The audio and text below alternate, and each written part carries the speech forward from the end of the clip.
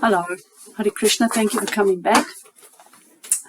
Well, we're on the letter R, and I thought I'll read you a list, and then you can see if you can work out what the letter R is. I can tell you that this has been the hardest letter so far by a long shot, and also I can tell you that that's because it's quite hard to find agreement between, well, almost impossible to find agreement between the Bible and Bhagavad Gita. And as you know, this whole series focuses on trying to find crossover, commonality, and agreement. And that was a mission in this case.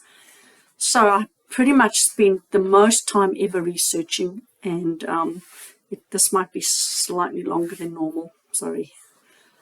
Here's my list. See if you can see what all these people and religions have in common. All these people and all these religions, what do they have in common? Druidism, shamanism, Hinduism, Buddhism, Jainism, Sikhism, Kabbalah, Judaism, the person, the man, Pythagoras, Socrates, Plato, early Christianity, Shia Muslims, Norse mythology, and Max Planck, the father of quantum physics. That's my list. What do they all have in common? That starts with the letter R. What they have in common is they all believe in reincarnation. So we're going to talk about the letter R, and I'm going to maybe tread some tricky pathways here, and maybe step on some toes to continue with the metaphor. But I have to find a resolution for my own spiritual progress. I have to find a resolution, because when you look at the religions of the world, you've got the Abrahamic religions, which is modern Christianity and Islam, which they have one view of after death, it's judgment, then you're up or you're down, you're heaven or you're hell. And then you've got all the others, going back quite far into antiquity, which believe in some form of reincarnation. So since I'm looking at Bhagavad Gita and Bible, they seem diametrically opposed. And obviously, as you know, there can only be one absolute truth. I've spoken before about absolute truth under the letter A. There can only be one absolute truth, which would mean they can't both be right. So in all regards, I've had no difficulty correlating between the two, but in this regard, it's a problem for me. And I must say the research I've done here for this today has helped me. This is only my own personal view, and as I've never said I'm a major expert, but I do a lot of research and reading and thinking, and then I make it available. So one can agree or not agree. That's not the point of this. It's just me sharing my Jiva journey, which is what this whole thing is about. So moving on then, Max Planck, otherwise known, he actually was a Nobel Prize winner in physics, and he's the father of quantum theory. And Max Planck said, he didn't actually say anything right here about reincarnation, but he said, I regard consciousness as fundamental. I regard matter as derivative from consciousness.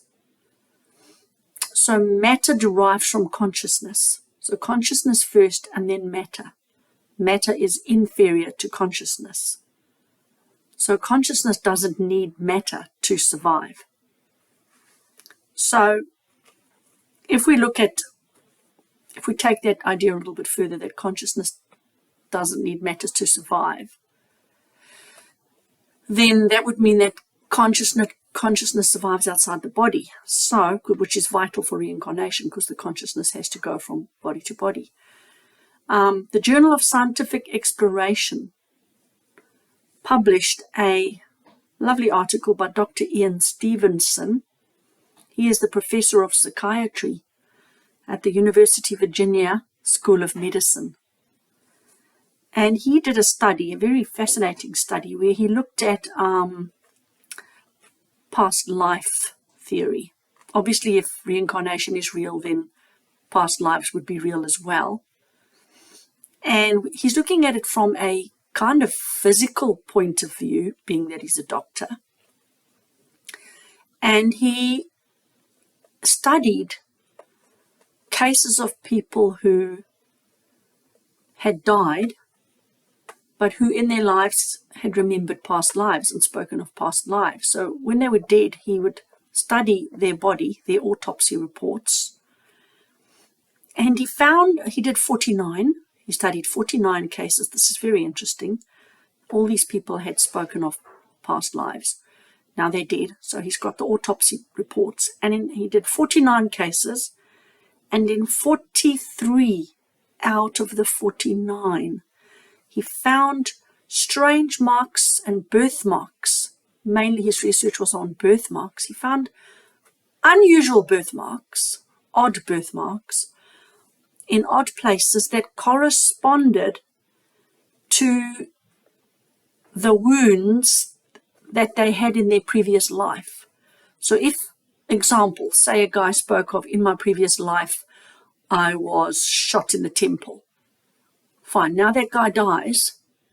So then when this doctor gets hold of his autopsy, he finds that guy has a birthmark on his temple, which correlates to what that guy had said about his cause of death. So this report kind of correlated extremely well the fact that the cause of a violent death in the previous life somehow gets carried through to the next body in the form of a birthmark. 43 out of 49 correlations, perfect correlations, is quite interesting, to say the least. Now, if we just look at Plato, everybody knows who Plato is. The souls of most of the dead arrive there, which is what Plato says, and after they have stayed for certain appointed periods, I don't know what he means arrive there, someplace, and after they have stayed for certain appointed periods, some longer, some shorter, they are sent forth again into the generation of living things. Right? So that's exactly what the Bhagavad Gita says. Souls are sent forth again into the generation of living things. Socrates, he said, I am confident that there truly is such a thing as living again, that the living spring from the dead. So living again and the living spring from the dead. So there we've got Max Planck, Dr. Ian Stevenson, Plato, and Socrates with their various evidences.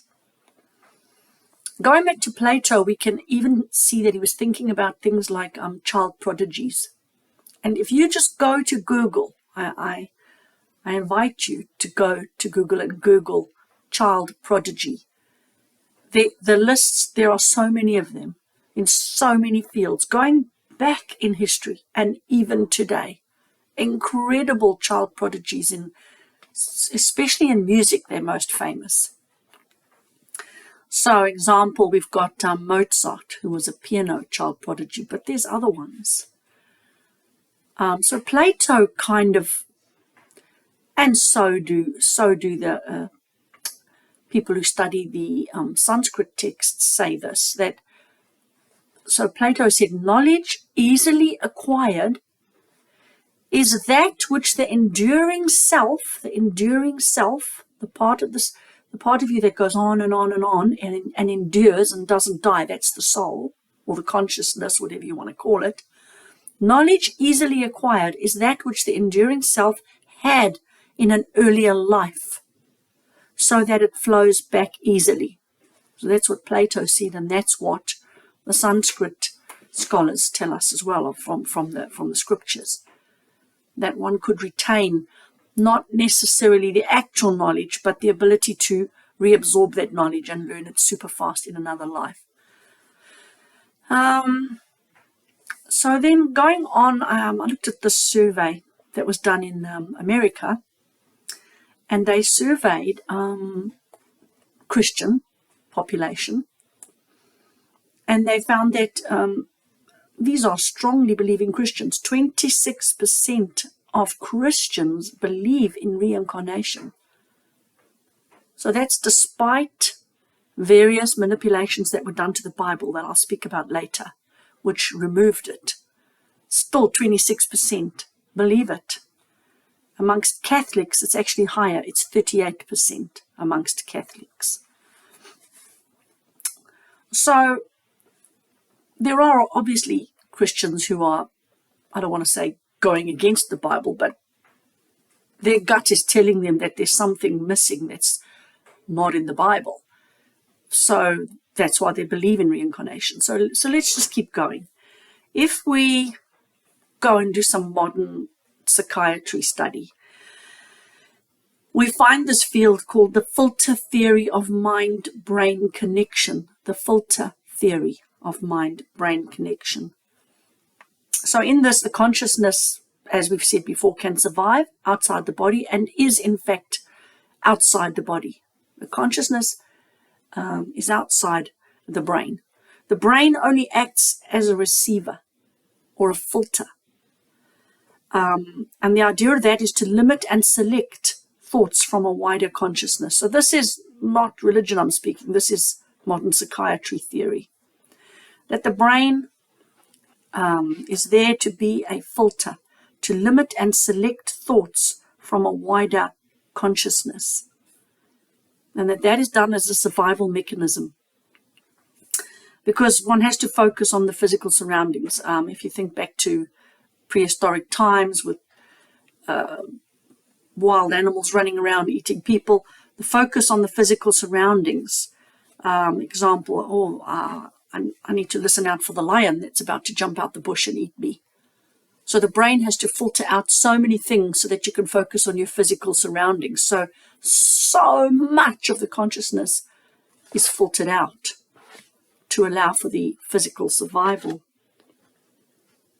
And we find that autistic people have problems with their filtration system, so to speak, in that they may not be able to filter out so much as the rest of us, which is why they become agitated, stressed, anxious, overstimulated in busy, noisy places like airports, because too much is coming through their filter. But if your filter is filtering well, then that, including the light and the noise, including so much consciousness, is filtered out to allow for physical survival mechanism. Some analogies for you. You would not, I want you to imagine a tap with water flowing out of it. Would you look at that tap and think that the tap is the source of the water? You would know that the tap is only a conduit for the water, that the water comes from a far greater source than the tap. If you were to think of a window with blinds, if you open the blinds, the light comes in. Would you think that the window or the blinds is the source of the light? Or does the light come from a far greater source than the window? If you think of an air conditioning unit blowing lovely fresh air on you, would you think that the air conditioning unit is the source of the actual air? Or would you know that the air comes from outside, from a far greater source of air? And it's not actually inherent within the physical constraints of the air conditioning unit. So all these physical examples correlates with this filter theory, that there's a far greater consciousness, but it filters or conduits through the material brain. Which would mean that if the material brain filtration system had died, then the filtration wouldn't be there, and then all that consciousness would be available or exposed. And it would also mean that if the brain died, the consciousness, the self, the enduring self, wouldn't die, since even if your air conditioning unit died, the air is still outside. So in that way, if the brain died, the consciousness would persist.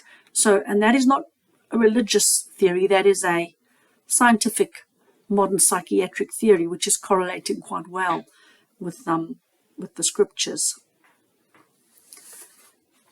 So here are some Bhagavad Gita quotes out the Bhagavad Gita. We must listen to those, understand what they're saying, and then we'll go and look at the Bible. Clearly, the Bhagavad Gita over and over and over talks about this. So in chapter 6, verse 43, and these are the words of Krishna, brought down to earth. On taking such a birth, he revives the divine consciousness of his previous life. And he again tries to make further progress in order to achieve complete success, O son of Kuru, which is a name for Arjuna, who Krishna was speaking to at the time. Krishna being present on earth as an expansion of himself. So, he revives the divine consciousness of his previous life, and he again tries to make progress. Chapter 4, verse 5. Many, many births both you and I have passed. Again, this is Krishna to Arjuna. Many, many births both you and I have passed, and I remember all of them. But you cannot, O subduer of the enemy. He calls him different names according to what he's up to. So at the moment, they're getting ready for battle. So subduer of the enemy refers to that. And you might think that's odd. Why would God have had many, many births? Well, according to the scriptures, God is unlimited. So he has innumerable expansions, which have come to earth in innumerable forms many, many, many times to try to bring God consciousness to us and to remind us of who we are. And so, yes, and not just on this earth, there are innumerable universes with innumerable material planets, and Krishna's expansions have been to all of them many times, and Krishna remembers them all because he's God. But the rest of us, we've had many, many births, but as he says here, I remember all of them, but you cannot. That's why we don't remember all our previous lives, because it would drive us bonkers if we had to remember all of them. Our brains just wouldn't have the capacity. Chapter 2, verse 27. One who has taken his birth is sure to die, and after death, one is sure to take birth again. Chapter 2, verse 17. That which pervades the entire body, you should know to be indestructible. No one is able to destroy that imperishable soul. So the soul pervades and animates the entire dead, gross material body, because material matter is just inanimate. Something has to animate it. And so the animating feature is the soul. No one is able to destroy it, and it's indestructible. So the soul continues on and on. Chapter 2, verse 13. As the embodied soul continuously passes in this body that you've got now, it passes from boyhood to youth to old age. So even within our one life, we can see, oh, yeah, I have had various bodies. They don't even look the same. Please don't tell me that someone of 90, bedraggled, wrinkled, dried up, crusty old specimen of 90, sorry, no offense meant to the older viewers, but you cannot say that that body looks anything like his 6-month-old self. You wouldn't be able to recognize. So we have had numerous body changes even in this life. And so, and here we are told, as the embodied soul continuously passes in this body from boyhood to youth to old age, the soul similarly passes into another body at death. So there we go. We have experience of it right now in a limited way. So if that can happen within this life, why can't it keep happening? And so the Bhagavad Gita clearly tells us what happens to the soul. after death. And then you go look at the Bible, and there's a lot of evidence in the Bible that would say the opposite. That would say you have the one life, and then after that there's a big judgment event, and you're up or you're down after that. So I'll just give you one, because there's others, but I'm not trying to prove that point. I'm trying to prove another point. But in Hebrews 9, verse 27, this is one that's often quoted. And just as it is appointed for men to die once, and after that comes judgment. And that, in a nutshell, sums up the general modern Christian viewpoint. And I keep using the word modern for a very, very good reason. For a very good reason, which I will get to. I will get to that. There has been a change in the Christian doctrine, and it happened about 1,500 years ago, and that's what we've got in our possession now. So we'll come to that later. But there are some of those earlier Christian doctrines which were left out of the Bible and have survived. Very few pieces, but they have survived and they were left out. And so it's almost heresy to bring them up. But here we go. In the book of Apocryphon of John, the lost book of John, the Apocryphon of John, John says, and I'm giving you Bible quotes. No, sorry, not Bible quotes. What can I call it? It's not in the Bible, but early Christian quotes that fully agree with what you just heard about Bhagavad Gita. When they come forth from the body, such a soul is given over to the power created by the rulers. Come back to that in a minute. Bound in chains and cast into prison again. Chains and prison? Well, exactly what the Bhagavad Gita talks about. We are imprisoned in these lumps of inanimate, dead, gross material matter. For a soul, that is torment. It is imprisoned in this body, equal to our physical body being tightly bound in chains. That's how the soul feels.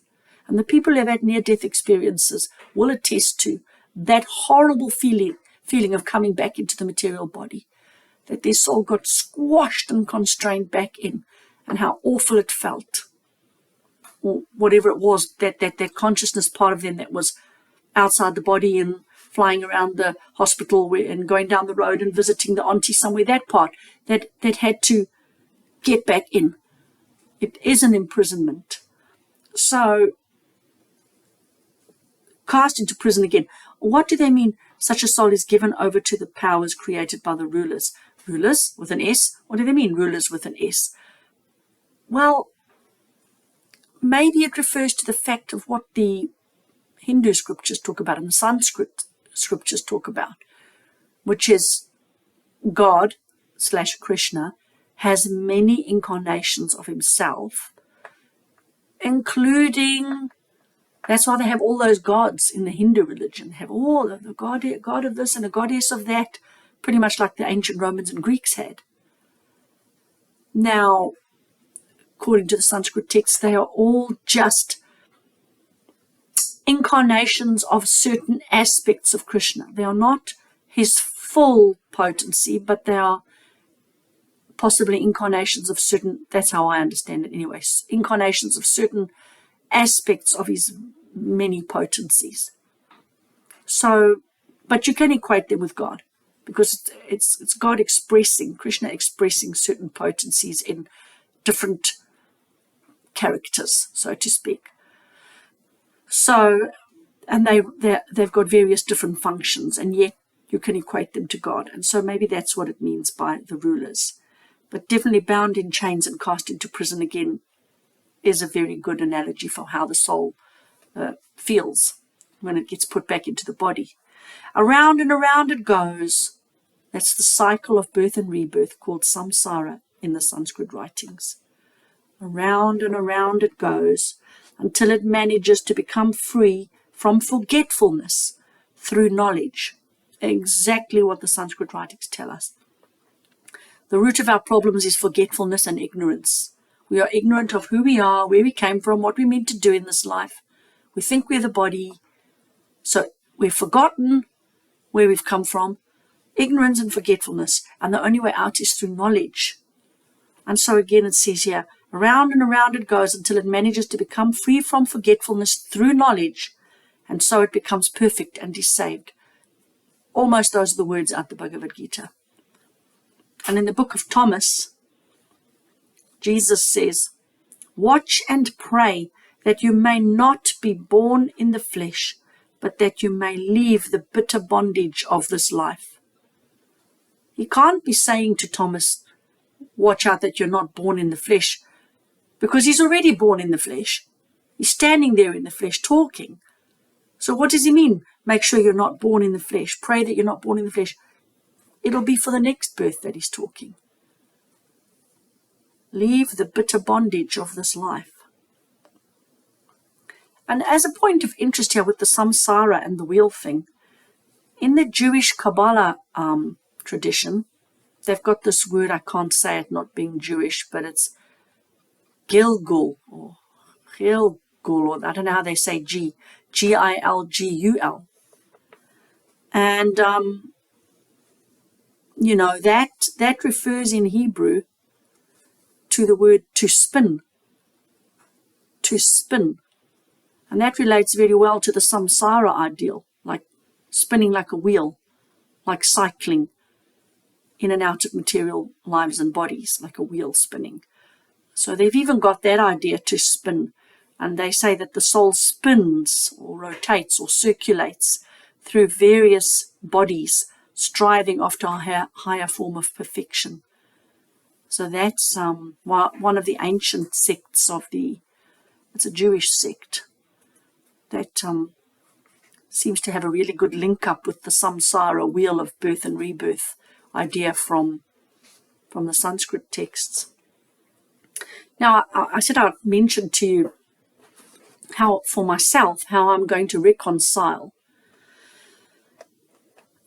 between the two, because having read a lot of stuff about past life regression, child prodigies who've got abilities they shouldn't have, and not necessarily through their parents, they just seem to have it, child prodigies, past life memories, and near-death experiences, and of course the Sanskrit scriptures. I have to believe in reincarnation. I have to, and that was really clashing with the Bible too much for any kind of mental acceptance. But on doing a lot of research, I have discovered interesting things. And I don't understand why this is not out there, really.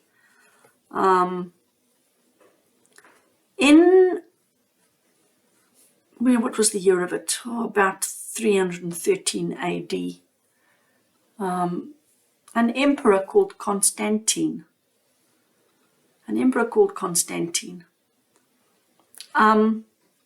Basically issued a thing called the Edict of Milan, whereby all references to reincarnation were removed from Christian dogma, which prior to that had had a lot of it, but he removed it.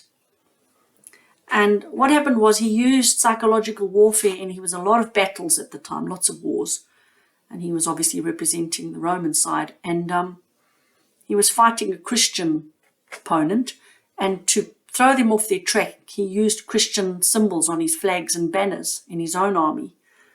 And then he won that battle. And somehow he morphed in his head into thinking that, maybe those symbols are up to something. Maybe God was on my side. Maybe there's something to this Christianity. So that was when he actually became Christian.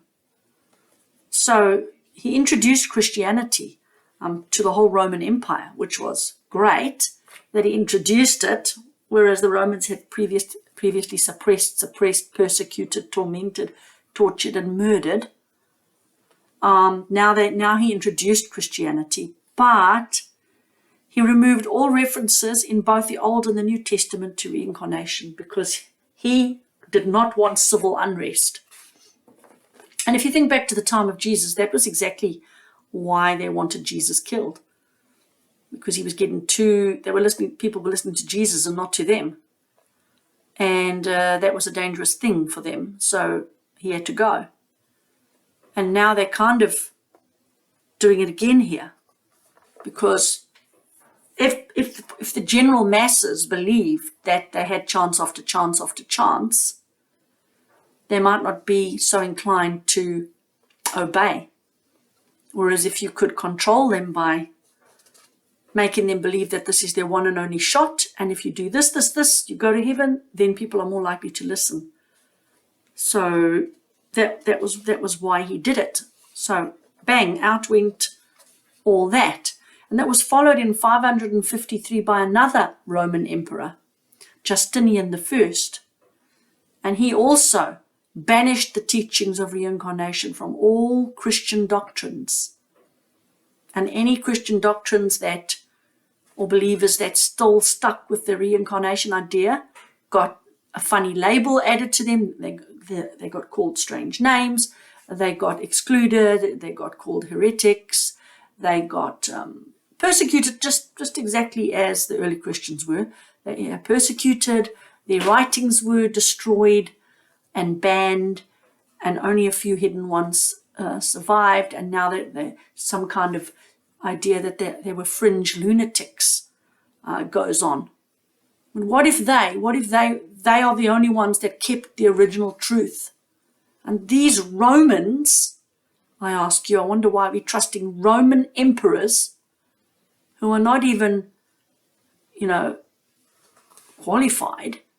Roman emperors who, for their own socio-political gains, cut out parts of the doctrine.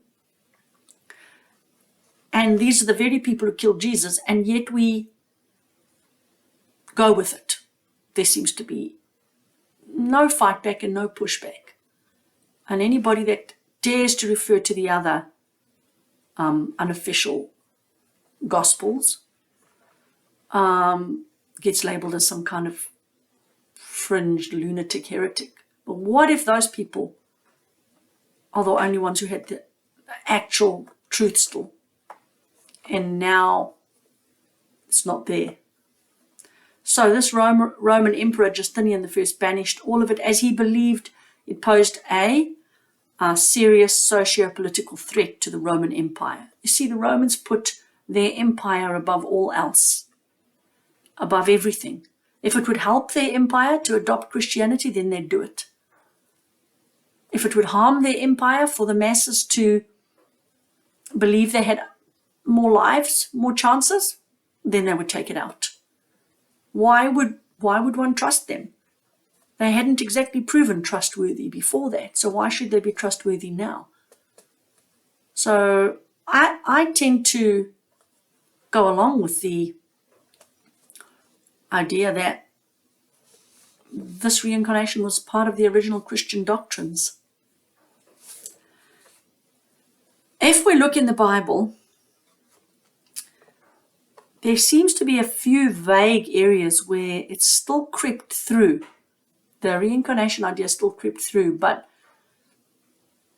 it's covered up these days. It's reinterpreted in another way. And I mean, I'm not an expert by any means, but there is another interpretation other than the one that's out there. And it can't be a totally bogus interpretation, because it's the one that so many other religions have. And great scientists and great philosophers and even medical people. And so with all that weight of evidence in favor of reincarnation, how come a couple of Roman emperors get to chuck it out of Christianity and every single Christian accepts it? So it just doesn't equate. Two Roman emperors, or a couple of emperors who had political ambitions, against all these other religions and religious texts and ancient philosophers and modern medical people and modern scientists like Max Planck there. And yet these Roman emperors' view is prevailing. Anyway, so as a result of these few representations or mentions, oblique mentions of reincarnation in the Bible, other ways have been found to interpret them, which still cut out reincarnation. In Matthew 16, verses 13 to 20, Jesus asks his disciples, "Who do men say that the Son of God is?" It's a bit of an odd question. Why would you walk up to people and say, who do they say I am? And they said, some say John the Baptist, some say Elijah, and others Jeremiah or one of the prophets. So clearly, it was quite fine amongst the people that you could be someone else, come back. That was what the people were all saying. They were obviously discussing it. They all had their own opinions. So where did that come from, unless the people were openly discussing such matters? Oh, yes, some of them said you're John the Baptist, some say Elijah, others say Jeremiah or the prophets or whatever. So that's odd. Luke 1:17, we are told, "And he will go before him in the spirit and power of Elijah." So this is speaking about John the Baptist. He will go before him in the spirit and power of Elijah. The people in favor of reincarnation say the spirit of Elijah is John the Baptist. He is in the spirit of Elijah because he is the spirit or the soul of Elijah. And the others just say, oh, he looked like Elijah, or he acted like Elijah, or he preached like Elijah. John 1, 19 to 23. "Are you Elijah?" They asked Jesus, "Are you Elijah?" And he said, this was John. They asked John the Baptist, "Are you Elijah?" And he said, "I am not." And then they use that as evidence that, well, there you go. He said it himself. I'm not Elijah, therefore reincarnation is nonsense. But we've been told, and I've showed you before in this talk, that we've been told by the scriptures, by Krishna himself, you don't remember past lives. You may, just like those child prodigies, come in as a child prodigy with an incredible ability to gain spiritual knowledge and skills, or musical knowledge and skills, or artistic knowledge and skills, but that doesn't mean you actually remember your previous life. It's not that these child prodigy pianists are saying, oh, I remember I was a great pianist in the last life. They just magically can play the piano easier than other people. It's not because they remember specifically. They still had to learn all the musical notes again, but they just picked it up so easy and fast because somehow some of that memory was there still, like muscle memory or something. So I don't think it proves at all that John says, I'm not Elijah, that he might not be, because he wouldn't remember. In Matthew 11, verses 11 to 16, Jesus says, "For all the prophets and the law prophesied until John came, and if you are willing to accept it, he is Elijah." What does he mean? If you are willing to accept it, he is Elijah. If you are willing to accept it, meaning it might be a hard idea to accept, but if you want to accept it, then take it. He is Elijah. What does he mean by that? And when he says all the prophets said that this would happen, then what do they mean? Well, let's go to Malachi chapter 4, verses 5 and 6. "See, I will send you the prophet Elijah before that great and dreadful day that the Lord comes. I will send you the prophet Elijah." So the one who came before Jesus came, the one that was prophesied about, was John the Baptist. And yet earlier on, Malachi in the Old Testament is saying, I will send you the prophet Elijah before the Lord comes. So in the Old Testament, they're saying, I'll send you the prophet Elijah before the Lord comes. And then who comes before the Lord comes and sits and clears the way for him? John the Baptist. And then when they ask Jesus, and then Jesus says, if you are willing to accept it, he is Elijah. So can we not see what's happening there? In the Old Testament, we are told Elijah will come before the Lord. And then in the New Testament, the one that comes before the Lord to clear the way is John the Baptist. And Jesus says, if you can accept it, John the Baptist is Elijah. So, what goes on there? There's too much loose ends floating around, all frantically covered off by various other explanations. But why are those explanations better than the reincarnation one? In Luke chapter 7, verse 27, this is he of whom it is written, behold, I send my messenger before your face who will prepare your way before you. So this is he of whom it is written, I send my messenger before you. So it was definitely prophesied that someone would come before Jesus and clear the way. And according to the Old Testament, it's Elijah. And according to Jesus, if you will accept it, John the Baptist is Elijah. And then in Matthew 17, verses 10 to 13, and the disciples asked him, then why do the scribes say that first Elijah must come? And Jesus answers, Elijah does come, and he will restore all things. But I tell you that Elijah has already come, and they did not recognize him, but did to him whatever they pleased. They did not recognize him. Elijah has already come. And they did not recognize him. They did bad things to him, whatever they pleased. So we know what happened to John the Baptist and his head getting chopped off. They did not recognize him. So why would Jesus say Elijah has already come and they did not recognize him? And in John chapter 16, verse 12, Jesus says, I have much more to say to you. Much more to say to you. More than you can now bear. So there is a lot more further information that Jesus could have told them, but he didn't. Maybe going into great depths like the Sanskrit writings do wasn't appropriate for that time, place, circumstance, as Prabhupada always says. Information, the greatest teachers will tailor it, pick out the most easiest, vital core points for their audience depending on time, place, and circumstance. Us teachers know that. What we teach about atoms to a year 10 is not what we teach about atoms to a year 13, which is not what is taught about atoms at university. It's not that the year 10 knowledge of atoms is wrong. It's just missing a lot. And if that audience was not capable of grasping, because it wasn't in their culture at that time, if they were not capable of grasping all this, then Jesus might have just focused on his core message. His core messages of love and tolerance and humility and service and submission, surrender and such forth. So what does he mean? Much more to say, more than you can, now bear. And John chapter 3, verse 8, you should not be surprised at my saying you must be born again.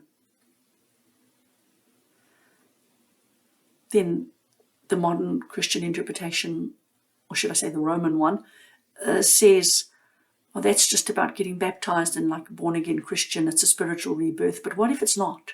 What if it's actually what it says, born again? It's been morphed now into, I'm a born-again Christian, I went in the river, spiritually reborn.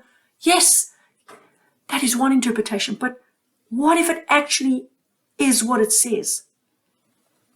You should not be surprised at my saying you must be born again. Now, listen to this. The wind blows wherever it pleases. You hear its sound, but you cannot tell from where it comes. From where it comes or where it is going. So it is with everyone born of the Spirit. So he's equating us and our spirits with the wind. We don't know where the wind comes from or where it's going. But if, as we are told in the modern Christian interpretation, if the soul is only created at conception, so it's not truly eternal then, is it, if it's got a beginning? Eternal is like a circle. It has no beginning and no end. That's eternal. But anyway, if it's true that the soul was created at conception only, then why would he say you cannot tell where it comes from? Because we would know the beginning of that soul. It would be in that very life, in that very embryonic start of that person's life. That would have been where the soul came from. And why would he say we don't know where it's going? Because if it's so simple as afterlife, you're either going to heaven or hell, then we would know where it's going. We would know, you're going to heaven or you're going to hell. But no, he says we don't know where it's going to go next, just like we don't know where the wind's going to blow. The wind doesn't only have two directions to blow in. The wind can blow in any direction. So why is he saying the wind, we don't know where the wind's going to go next? And so it is with all those born of the Spirit. That implies that there's more than just two destinations for that soul. And it certainly implies that the soul didn't just create at the moment of conception, because then we would definitely know where it came from and when it arose. But it's come from many, many, many, many previous lives. And it's going to many, many, many more. That's why it's like the wind that blows and we don't know where it's come from and going. You see, there's a whole other interpretation there if you take reincarnation on board. And the interpretation doesn't seem wild or wacky at all. And in John 3, chapter 3, verse 3, truly, truly, I tell you, if a person is not born again, it is impossible for that one to see the kingdom of God. Again, this modern view of, the born again just means the soul born again, spiritual rebirth. But what if it actually means what it actually says? What if it's like you need to go through birth after birth after birth after birth? Otherwise, you ain't going to get to the kingdom of God. And that's exactly what the Sanskrit scriptures tell us. You can't get it right in one life. You have to keep coming back and back and back and back to get the knowledge and the perfection that you need and the purity to get back to Godhead or the kingdom of God. So we are told in the Sanskrit and all those other religions that you need many, many lives to get back to the kingdom of God. And here, Jesus said, if a person is not born again, it is impossible for them to see the kingdom of God. Could that be meaning actual birth? That you actually have to be born numerous times?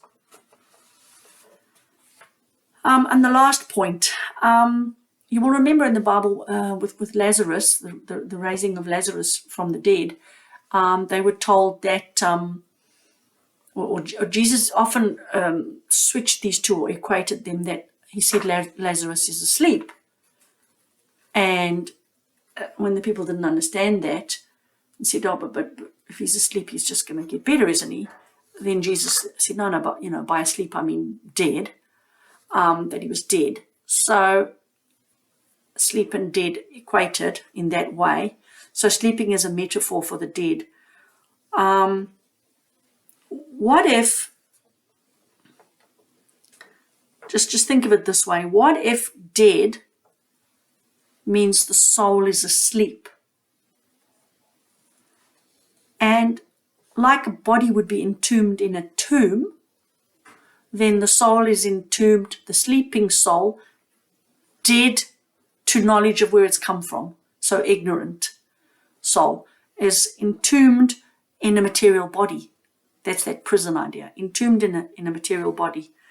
Then couldn't resurrection to life again mean waking up that soul?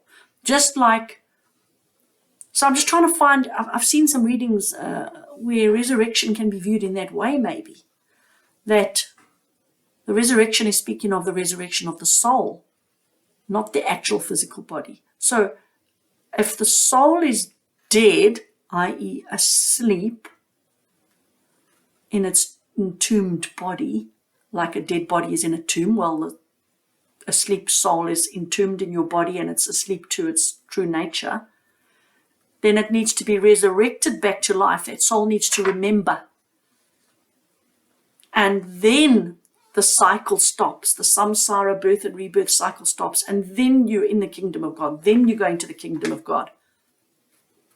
That's a whole new meaning to resurrection.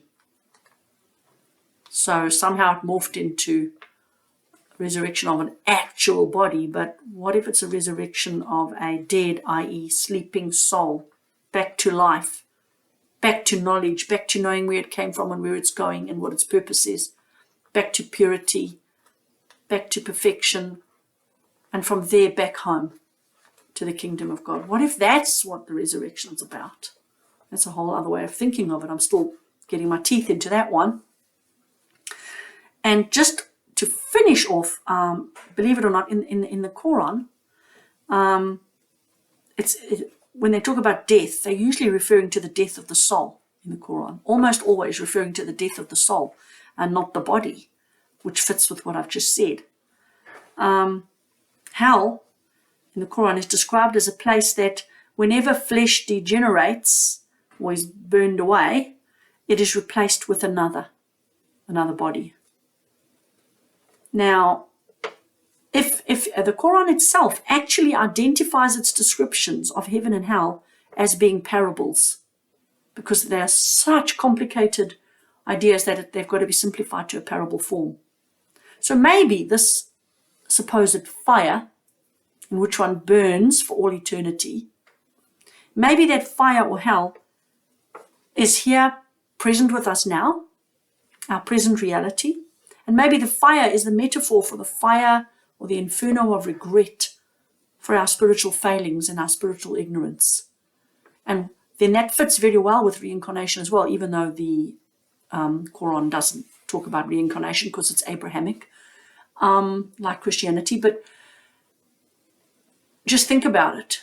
Burning in the fires of hell forever could also be, by their very own admission, because they said that they talk about hell as metaphors and parables, not actual fire and actual burnings of body in the fire, but rather as the one flesh is burned away, a new flesh replaces it. Couldn't that be as the one fleshly body is finished, a new fleshly body replaces it, and this could go on for eternity if you don't make an effort to get that soul to remember where it's come from.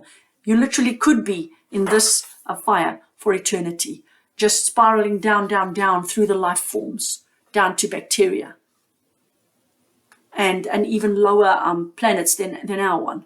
So if you can see the metaphor there, that they talk about the fires burning the flesh off and then new flesh replacing it. And this goes on and on and on for eternity. But as a metaphor, it would be the fire of regret for not getting it right, for not developing the consciousness, not developing the soul, not getting closer to God, not living a God-conscious life. That fire consumes you life after life, and every time the flesh is burned away, i.e. you've died, then you get a new flesh, you get a new body. So even there in the Quran, and I'm no expert on the Quran, but even there in the Quran, you can clearly find an interpretation of reincarnation. So I'm going to end there because this is the longest one I've ever done. I did tell you it was the hardest one, and I've spent the most time researching it and the most deep thought on it because it's been a quandary and a worry to me, because I've knitted together the teachings so well of the Bible and the Bhagavad Gita, but I just could not reconcile these two. And I'm afraid I'm going to have to go the Bhagavad Gita way on this one. There's just too much other evidence from too many other spheres that reincarnation is the way that I want to go. And then, as I said, when I look at the history of how the Bible was tampered with by these Roman emperors, and when I look at the surviving writings that never made it into the Bible, and I see that they're on the exact same page as the Bhagavad Gita, it gets very suspicious. So, yeah, generally I'm fully on board with both and very much happy to read the Bible. But on that one point, I veer one way a whole lot more than the other way. So I hope that got you thinking at least. Apologies if I stood on toes, but that's just my musings. So thank you very much for listening. See you next week. I'm ending off. Hare Krishna.